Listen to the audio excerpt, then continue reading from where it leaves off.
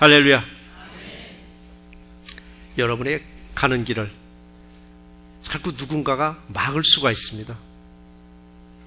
뭔가라도 열심히 가고자 하는데 자꾸 걸림돌이 있습니다. 나의 가는 길을 정말 막는 사람이 누굴까? 내 남편일까? 내 부인일까? 내 부모일까? 내 자녀들일까? 여러분, 내 앞길을 가로막는 사람은 놀랍게 이웃이 아니고 여러분 안에 있는 여러분이 길을 막고 있을 때가 있습니다. 여러분 안에 있는 여러분이 누군가 있더니 아직 옛사람들, 죽지 아니하는 옛사람이 내 안에서 버티고 있어서 여러분의 의롭게 가는 길을 계속 넘어뜨리고 못 가게 막아버리고 있습니다. 우리 변화된 것 같아도, 겉모습은 변화된 것 같아도 변화된 것이 아니라 어쩌면 변장한 것입니다. 겉으로 보면 얼마나 신실한 크리스찬으로 보이느냐고요. 어쩜 우리가 위장했는지도 모릅니다. 크리스찬으로. 속이 변화되지 아니하면 우리는 변장하고 살아가는 겁니다. 여러분, 속이 변화된 것 같으면서도 전혀 변화되지 아니한 나를 오늘 이 시간에 내게서 떠나가게 하시고 떠나간 그 자리에 예수의 마음이 가득하시기를 주의 이름으로 축원합니다. 성경에 읽어보시면 수많은 사람들이 등장합니다. 그 수많은 사람들, 그 주인공처럼 위대하게 쓰임받는 그 사람들을 남자가 많을까요? 여자가 많을까요? 구약에서 보면 월등히 남자들이 많습니다. 그러나 신약에 와서 보니까 복음의 뿌리를 내리는 동안 놀랍게도 여자들의 활동이 매우 컸었습니다. 그래서 복음의 몫은 누군가 했더니 시작은 여자들이 많이 시작해 놓습니다. 초대교회나 오늘날이나 보시면 동일합니다. 교회가 시작될 때, 교회를 새로 개척할 때 그 주인공들이, 주역들이 누군가 하면 거의 여자들이 주역이 많습니다. 그렇게 세워진 교회가 어느 안정권에 딱 올라서면은 역할이 바뀌더라고요. 뒷전에 있던 남자들이 다시 앞장서서 남자들이 주역으로 바뀝니다.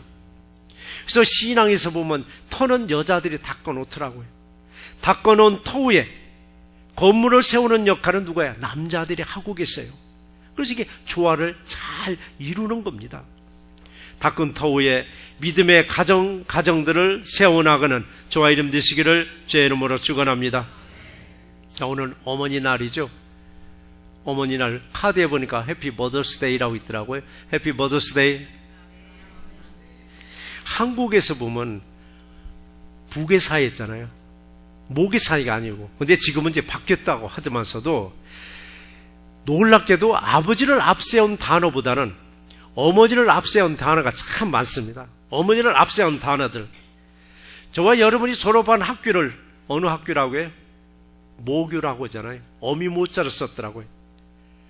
아버지 학교가 아니라 어미모자를 쓴 모교라고 했더라고요. 모교. 여러분이 살았던 대한민국을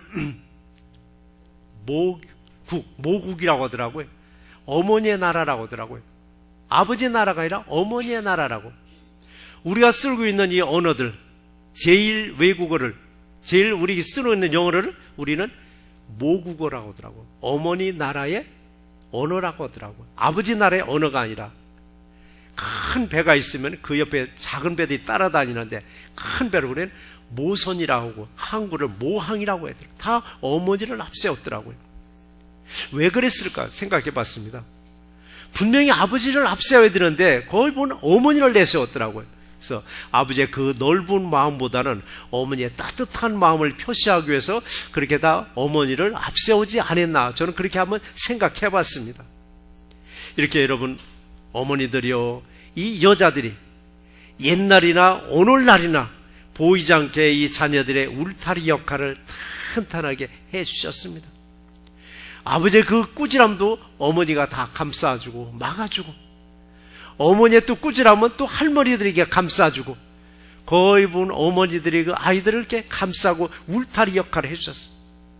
자녀들의 평생 울타리 역할에 정말 생명을 바치다시피 했지만은 아이들은, 자식들은 크다 보니까 그걸 잊어버리고 살더라고요.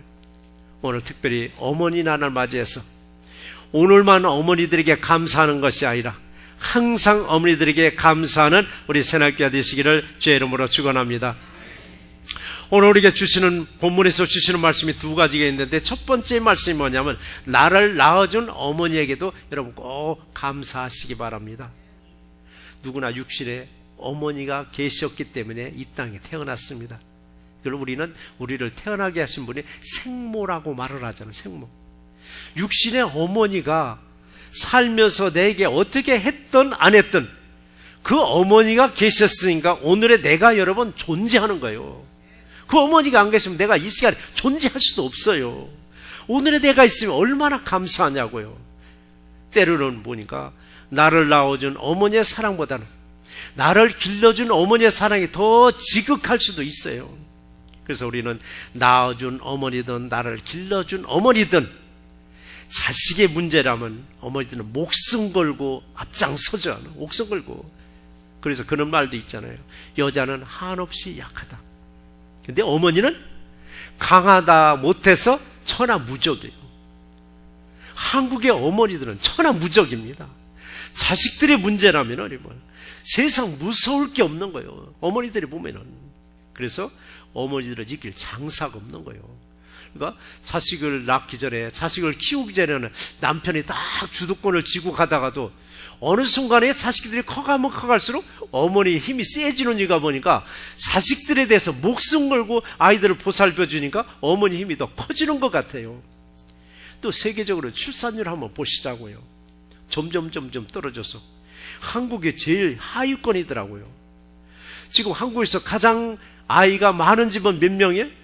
2명이면 가장 많은 아이가 될 수 있을 정도예요. 2명이면은 2명, 많으면 2명, 그렇지 않으면 1명이에요. 그렇지 않으면 아예 없거나. 그러니까 한 가정에 1명, 많아야 2명 정도니까 이 아이를 위해서라면 어머니들은 뭐 만사 제껴놓고 아이들 뒷바라지 해주는데 정신이 없는 거예요. 옛날에는 그렇잖아요. 많이 낳다 보니까 이 아이들 누가 키웠느냐고 물어보면 하는 말이 있어요. 세월이 키웠다고. 세월이 키웠다고 그래요. 왜? 많이 키우다 보니까 누구한테 정성을 쏟을 시간도 없이 세월이 아이들을 키워버린 거예요. 그래서 옛날이나 오늘날이나 어머니들은 목숨 걸고 자녀들을 키워놨건만은 자녀들은 자신의 힘으로 큰 것을 여기고 낳아주고 길러주고 그 울타리가 되어준 어머니의 사랑을 잊어버리고 살아가는 거예요. 항상 우리는 어머니의 사랑을 잊지 마시고 효도하는 가정들이 되시기를 주의 이름으로 당부드립니다. 저에게도 80 중반 되신 어머니가 계셔요. 근데 어머니 한국 계셔요. 들으라기도 여기 감옥 같아서 안 들으셔요. 근데 요즘 들으고 싶어도 몸이 불편하니까 이제 못 들으시더라고요. 근데 그 어머니에게 누가 이렇게 전화를 자주 하나 했더니 우리 어머니의 손녀딸이 아들보다 전화를 더 자주 하더라고요. 이 녀석은 틈만 나면 전화하는 것 같아, 할머니한테. 그리고 그 딸이 그럼 나하고 사느냐? 이미 출가했어요. 한 가정을 이뤘는데도 불구하고 지 할머니한테 자주 전화를 하면서 오히려 아빠 할머니한테 전화했어? 오히려 저한테 얘기하는 거예요. 저는 그때서 아이고 내가 잊어버렸다. 전화 못했네. 할머니 아빠 전화 기다려. 그런데 놀랍게 어머니들은요, 손녀딸이나 딸들이 아무리 전화 100번 해도 아들이 전화 한 방이면 그게 싹 녹아지더라고요. 섭섭하다고 그렇게 하다가도 딸들이 전화하고 손녀딸이 전화해도 소용없어요. 아들이 전화하면 그냥 언제 그러냐서 그냥 확 풀어지는 거예요. 이게 어머니의 사랑이더라고요. 어머니의 사랑. 여러분 항상 어머니 기억하시고, 이미 생전에 계신 분들도 계시지만 생존에서 안 계신 분들, 이미 하나님 나라로 가신 분들도 있잖아요.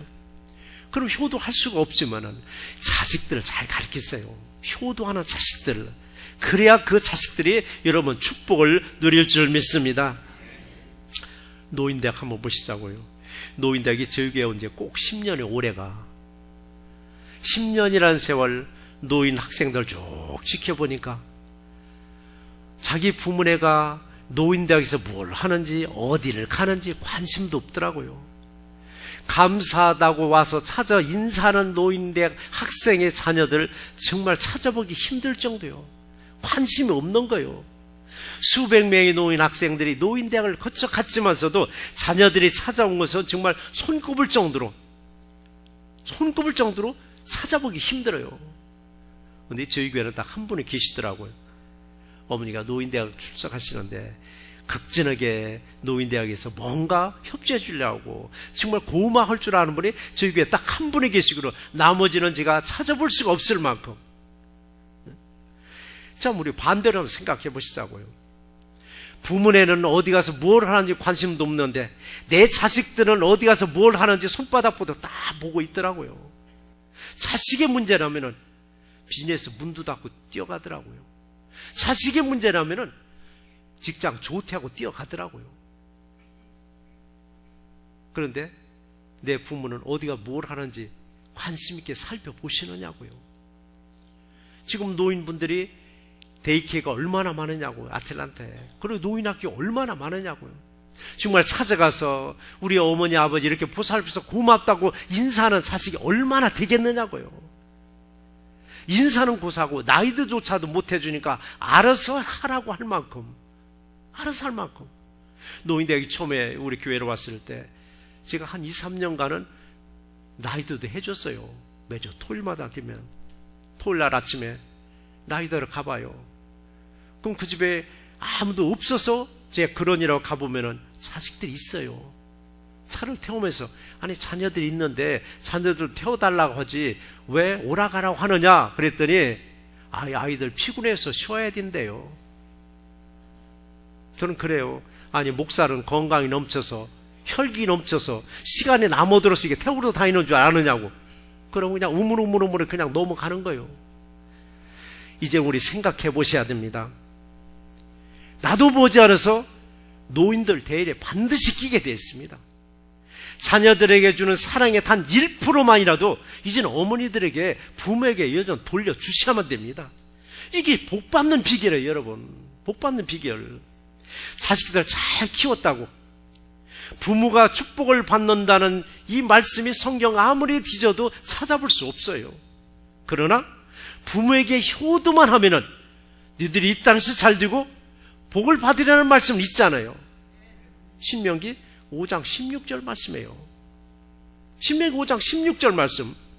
너는 네 하나님 여호와께서 명령한 대로 네 부모를 공경하라. 그리하면 네 하나님 여호와가 내게 준 땅에서 네 생명이 길고 복을 누리리라라고 말씀하셨습니다. 그럼 그렇죠. 이거 구약의 말씀인데요 라고 신약에 또 있어요. 에베소 6장 2절 말씀에 네 부모를 공경하라. 이것이 약속 있는 첫 계명이니 이로써 네가 잘되고 땅에서 장수하리라라고 했습니다. 약속 있는 첫 계명이라고 했습니다. 자, 오늘도 보시자고요. 여기는 비어있는 자리가 아마 이제 자녀들 초청으로 자녀들 집에 가셔서 비어있는 자리지만 또 자녀가 찾아와서 부모에게 효도하고자 우리 찾아와서 로스캐러에서 오신 아드님 며느리도 있네. 우리 이상훈 집사님 아들 며느리 얼마나 보기 좋으냐고요. 얼마나 보기 좋으냐고요. 자식들 잘 키웠다고 내가 복 받는 게 아니라 자녀들이 부모에게 효도했을 때 여러분 복을 주신다고 말씀하셨습니다. 그래서 우리가 자녀들이 복 받는 축복의 말씀이 바로 신명기 5장 16절 말씀이 있구나로 그걸 여러분 가르치셔야 돼요. 자녀들에게 효도는 어려서부터 여러분 가르치셔야 됩니다. 나이 들어서 아이들을 가르치기 힘들어요. 그 나이 든 아이들한테 부모 효도라는 걸 아무리 심어져도 이들에게는 그걸 받아들이질 않습니다. 또 자녀들이 다 커서 타주에 다 살 때 멀다 보니까 오기 싫은 거예요. 아버지한테는 못 갑니다 소리를 못하고 어머니한테 이제 기띠엄하는 거예요. 안 갔으면 하라고. 그 어머니는 뭐라고 그래? 야, 뭐로 오냐? 먼데 오지 마. 피곤한데 오지 마. 속으로는 와야 쓰면 좋은데 겉으로는 오지 말라고 그러는 거예요. 오기 싫어하니까. 그 옆에서 전화 받는 모습으로는 아버지는 그래. 못 오려면 돈이라도 많이 보내. 이제 또 그러는 거예요. 돈이라도 많이 보내라고. 또 그런 예도 있습니다. 찾아왔어요. 찾아오는데 얼마나 피곤하냐고요. 그럼 엄마들은 그래. 야, 오지 마. 그렇게 피곤한데 뭐로 와? 그럼 자녀들이요 안 와요. 엄마가 안 와도 된대? 안 와도 와 된대. 오지 말라고 가리키는 거예요. 어쩌다 자녀들이 용돈 듬뿍 주면은, 야, 왜 돈 이런 거 주냐? 주지 마, 주지 마. 안 받으려고 그러죠? 나중에 안 주려고 그래요. 우리 엄마, 아빠는 돈 줘도 안 좋아해 하는 줄 알고, 속으로는 좋아하는 걸 모르는 거예요. 그래서 어려서부터 주는 거 받으셔야만 됩니다. 달라고 하세요. 니들 용돈 내놓으라고. 저는 해요. 네 아버지 생일날 꼭 와야 돼. 7월달 되면 와요. 난리 있는 놈이 제일 버겁지. 지금 거기서 올려니까. 나 아버지는 이 동네 사는 게 쉽지만, 아이들 오는 거 안쓰럽게 생각하지 마세요. 이런 거 자꾸 막고 주지 마, 오지 말라고 하다 보니까 아이들이 복 받는 길을 부모네가 막아버리는 거예요. 말씀대로 살아가도록 놔둬야 되는데 부모네가 막아버리고는 기도하는 거예요. 우리 아이들 축복받게 해달라고. 아니, 축복받을 수 있는 길을 딱딱 막아놓고 나서 축복해달라면 하나님은 혼란스러워요. 아니, 너는 네 자식들 축복받는 길을 만들어줬는데 니들이 막아놓고 또 복을 달라면 어떻게 하라느냐라고. 디모데후서 3장 15절의 말씀 보면은 어리서부터 성경을 알았나니 라고 했습니다. 어리서부터 성경을 알았나니, 이 말씀처럼 어려서부터 부모 효도를 여러 번 가르쳐서 복받는 자녀들이 될 수 있기를 주의 이름으로 축원합니다. 오늘 32절에서 말씀을 보시면 지금 예수님 말씀하시는 거예요. 예수님이 제자들이 예수님한테 32절에 보시면은 당신의 어머니와 동생들과 누이들이 밖에서 찾나이다. 예수님의 어머니와 예수님의 형제들이 예수님을 찾으러 왔다라고 제자들이 예수님께 말씀을 드렸습니다. 육신의 어머니가 왔습니다. 육신의 형제들이 찾아왔습니다. 이들이 찾아온 목적이 뭘까? 찾아온 목적이 뭔지 모르지만 예수님은 이들을 달갑게 따뜻하게 이렇게 맞이하지 않았습니다. 분명히 찾아왔다고 했는데 33절에서 예수님이 반문하는 말씀하십니다. 누가 내 어머니며 내 동생들이냐라고 했습니다. 분명히 육신의 어머니와 육신의 형제들이 찾아왔는데 누가 내 어머니며 누가 내 형제들이냐라고 반문합니다. 이 육신의 형제요 어머니가 찾아온 목적이 여러분 뭔지를 아셔야 됩니다. 이들이 찾아온 목적이 하나님의 아들 예수 그리스도이심을 알고 찾아온 게 아니에요. 이들은 한 집에서 30년간을 같이 살면서 같이 커왔는데 메시아와 함께 있었네. 이들은 메시아를 바라볼 수 있는 눈이 닫혀버렸습니다. 그래서 우리들도 항상 눈이 열려 있어야만 됩니다. 영적인 눈이 열려 있지 않으면 분별력이 떨어져서 육신의 문제를 가지고 죽고 살기로 덤벼드는 거예요. 그건 전혀 우리와 관계없는 일인데도 불구하고 눈이 여러분 열려 있어야 됩니다. 육신의 눈으로 눈에 보이는 세상만 바라보지 말고 영의 눈이 열려서 보이지 않는 믿음의 세계를 보시기를 주의 이름으로 축원합니다. 그렇다면 이 가족들이 예수님을 왜 찾아왔을까? 가족들이 왜 찾아왔을까? 오늘 우리 본문은 마가복음 3장 31절로부터 읽었지만은 이 가족들이 찾아온 목적을 정확하게 기록하면 마가복음 3장 21절에서 해답이 나와 있습니다. 왜 찾아왔는가?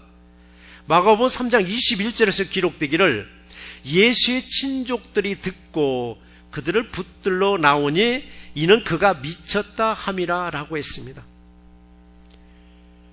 미친 아들을 붙잡으러 왔습니다. 미친 형을 붙잡으러 왔습니다. 미친 오빠를 붙잡으러 온 사람들입니다. 이 사람들은 동네 사람들이 그랬을 거 아니에요. 마리아한테 당신의 아들 미쳤대, 네 형 미쳤대, 네 오빠 미쳤대. 한 집에서 30년을 같이 살고 낳아서 길러준 어머니조차도 하나님의 아들 예수 그리스도인 줄을 몰라보는 것입니다. 그렇다고 예수님이 생모되는 마리아를 그냥 놔둔 게 아니에요. 끝까지 챙긴 사람이 누구냐? 예수님이셨습니다. 육신의 어머니를 마지막 어디서 본 줄 여러분 성경을 읽어보셔 아시죠? 마지막 십자가에 매달려서 운명하기 직전, 그때 다시 만납니다. 운명하기 직전에 예수님이 제자에게 말하는 내용이 나옵니다. 요한복음 19장 27절에 보면은 보라 네 어머니시라. 이 말을 들은 제자는 그때로부터 그 제자가 자기 집에서 모시니라 라고 했습니다. 육신의 어머니를 십자가에서 운명 직전에 마지막 그 제자에게 부탁을 한 게 예수님이셨습니다. 예수님은 십자가에서 죽기까지 어머니를 챙기셨습니다. 효도하셨습니다. 우리들에게도 어머니 살아계시다면 끝까지 효도하심으로써 신명기에서 약속된 그 모든 축복을 받아 누리시기를 주의 이름으로 축원합니다. 두 번째 우리에게 주시는 말씀은 누구든지 내 어머니라 라고 했습니다. 누구든지. 믿음 안에서는요, 내 어머니만 어머니라고 볼 것이 아니라 연세 드신 모든 분들에게도 내 어머니처럼 대해 주시고 공경하시고 여러분 섬겨 주시기 바랍니다. 예수님의 어머니와 예수님의 형제들이 찾아왔을 때 예수님은 모든 사람들에게 이렇게 말씀하셨습니다. 34절의 말씀을 보니까 내 어머니와 내 동생들을 보라 라고 했습니다. 누구에게 보라고 하는 건가? 예수님을 찾아온 어머니와 그 동생들을 보라는 게 아닙니다. 예수님을 따르는 모든 사람들에게 당신들이 내 어머니요, 당신들이 내 형제라고 하셨습니다. 그럼 예수님 어떤 기준으로 당신이 내 어머니요, 당신들이 내 형제라고 말씀하셨는가? 하나님의 기준이 있었습니다. 하나님의 기준이 뭔가 했더니 35절의 기록을 보니까 누구든지 하나님의 뜻대로 하는 자가 내 형제요, 자매요, 어머니이시라라고 말씀하셨습니다. 그래서 여러분, 믿음 안에서는 두 개의 세상을 우리는 살아가고 있습니다. 두 개의 세상. 하나는 분명히 눈에 보이는 세상입니다. 이렇게 눈에 보이는 세상, 우리는 분명히 살아가고 있습니다.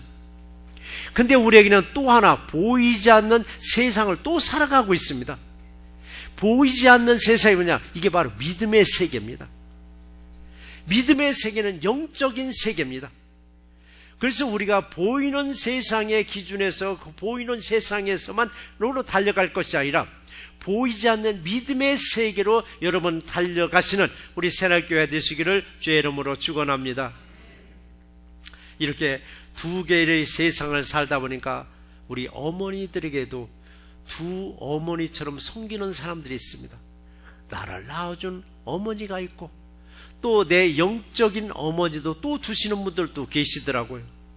영적인 어머니들, 신앙에서는 영적인 어머니들이 여러분 다 계십니다. 교회 안에서 영적인 어머니를 누구를 말할 수 있을까 했더니 권사님들의 그 영적인 어머니 역할을 여러분 잘 감당해 주셔야만 됩니다. 부서에서, 기관에서, 구역에서 리더들이 그 영적인 어머니 역할을 여러분 잘 감당하실 때 교회가 여러분 튼튼하게 세워져 가고 그런 교회가 새날교회가 된 줄 믿습니다. 그래요. 자식들도 그래요. 어려서부터 돈으로 키운 자식은 나중에 그 자식이 커도 부모를 부모로 보이는 게 아니라 뭘로 보여요? 돈으로 보입니다. 때만 쓰면 돈이 나오는 건 알아요. 근데 다 커서도 때를 써서 돈이 안 나오니까 그 다음에 뭐래요? 행패를 부리더라고요. 행패 부리는 자녀들의 그 성장 과정을 보면 부모들이 돈으로 키워버린 거예요. 자, 우리 자식들을 어떻게 키울 것인가? 어려서부터 여러분 예배로 키우시고 기도로 키우시고 말씀으로 여러분 키우세요. 그래야 그 자식들이 힘들고 어려울 때 무릎 탁 꿇고 기도할 줄 알고 교회 쫓아가서 말씀을 매달릴 줄 아는 거예요. 그래서 저희 교회에서 가정예배 드리라고 누누이 강조하는 이유가 여러분 가정에서 가정예배 드리는 것이 습관화되면 아이들도 예배 드리고 기도하는 걸 자연스럽게 배워나가는 겁니다. 부모의 물질 부족으로 때로는 자녀들이 자기 하고 싶은 공부 마음껏 못했을지라도 하나님의 사람으로 귀씀 받았을 때 더 큰 축복으로 보상해 주심을 믿는 우리 새하늘교회 되시기를 주의 이름으로 당부드립니다. 또 자식이 낳은 자식을 볼 때는 손주들이라고 하더라고요. 세상이 또 하도 험하다 보니까 자식이 낳은 자식들도 떠나갈 때가 있더라고요. 며느리도 떠나가고 사위도 떠나갈 때가 있더라고요. 탈락 남은 건 자식만 남는 거예요. 그 자식을 그래도 끝까지 마지막까지 지켜주는 분 누구예요? 어머니들밖에 없더라고요. 그런데 어머니도 안 계시면 또 누가 지켜요? 시편 27편 10절에서 말씀 나왔죠. 내 부모는 나를 버렸으나 여호와는 나를 영접하시리다라고 했습니다. 우리 마지막에 또 붙잡아야 할 사람이 누구냐? 하나님이세요. 내가 안 붙잡은데도 하나님 나를 이미 붙잡고 계시더라고요. 이런 이야기가 있습니다. 자식에게 콩팥을 털어 이식해주는 경우가 있답니다. 그러면 아버지도 있고 엄마도 있어요. 근데 거의 대개가 엄마가 자식들에게 콩팥을 이식해준다고 합니다. 병원에서 저 이런 눈물 나는 얘기를 들었습니다. 자식에게 콩팥을 이식해주려고 대기 중인 어머니가 의사에게 물어봅니다. 선생님, 내게는 콩팥이 2개나 있다면서요? 예, 사람에는 콩팥 2개가 있습니다. 그러면요, 내가 부탁이 하나 있는데 내 콩팥 2개를 다 떼어보고 그 중에서 제일 좋은 것으로 내 자식에게 이식해 주세요. 도저히 이루어질 수 없는 부탁을 얘기하는 겁니다. 의사가 말하는 거예요. 2개 다 떼면 어머니 죽어요. 죽는 걸 알면서도 또 때렸습니다. 그래도 2개 다 떼어보고 그 중에서 제일 좋은 걸로 내 자식에게 넘겨주라고. 여러분, 이게 엄마의 마음이에요. 이게 어머니의 마음이라고요. 이 어머니의 마음 우리는 얼마나 알고 살아가느냐고요. 이게 어머니의 마음이요, 이게 예수 그리스도의 마음입니다. 이 마음은 세상이 아무리 험악해도 이 마음은 변하지 않습니다. 어머니의 마음은, 그리고 예수님 마음이에요. 이렇게 목숨 걸고 애지중지 키워놨는데 나중에 자식들은 하는 소리 있잖아요. 지가 알아서 큰 것처럼 부모에게 대들 때도 있습니다. 지가 알아서 큰 것처럼. 그럴지라도 어머니의 사랑은 변함없이 자기 자신을 이렇게 감싸고 있어요. 이것이 본능이고 이것이 모성애더라고요. 예수님도 마찬가지입니다. 하나님의 자녀들을 구원하시려고 십자가에서 피 흘려 죽으시면서 우리들을 한 사람 한 사람 다 살려주셨습니다.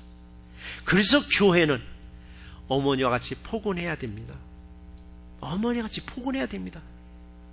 어느 사람은 어느 교회인가 말씀이 얼마나 좋은지, 그런데 왜 이렇게 썰렁한지 모르겠어? 그거보다는 포근한 교회가 여러분 튼튼한 교회고 건강한 교회고 앞을 바라볼 수 있는 소망적인 교회인 줄 믿으시기 바랍니다.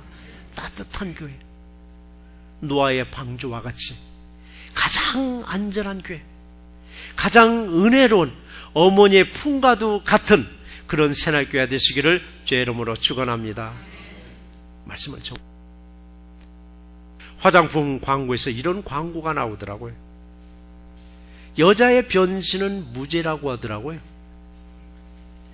여자의 변신은 무죄라고 얘기하더라고요. 이 제목을 가지고 많은 사람들이 자신의 화장 기법을 동영상으로 유튜브에 굉장히 올렸더라고요. 저는 제목이 좋아서 한번 서치를 해봤는데, 여자의 변신은 무죄일지라도 여자의 변장은 유죄가 됩니다. 변장한 여자와 결혼한 남자가 첫날 밤에 여자의 민낯을 보고 나서 당신 누구시오? 당신 왜 이 방에 들어왔어? 했더라고잖아요. 민낯이 뭐냐고, 화장하기 전에 얼굴을 민낯이라고 하더라고요. 어머니들이요, 변신하지 마시고 희심하시기 바랍니다. 어머니들의 희심은 영광요 축복입니다. 어머니들의 희심은 성령으로 화장을 해주셔서 화장품으로 화장한 얼굴보다도 더 해같이 빛날 줄 믿습니다. 그리고 자녀들이여, 내 어머니만 찾지 말고 주변의 어머니를 다 어머니로 여기고 섬겨주시고 공경하심으로 하늘에 예비된 축복과 땅에 예비된 축복을 마음껏 받아 누리시는 저와 이름 되시기를 주의 이름으로 축원합니다. 은혜로우신 아버님 감사합니다. 오늘도 어머니 날을 맞이해서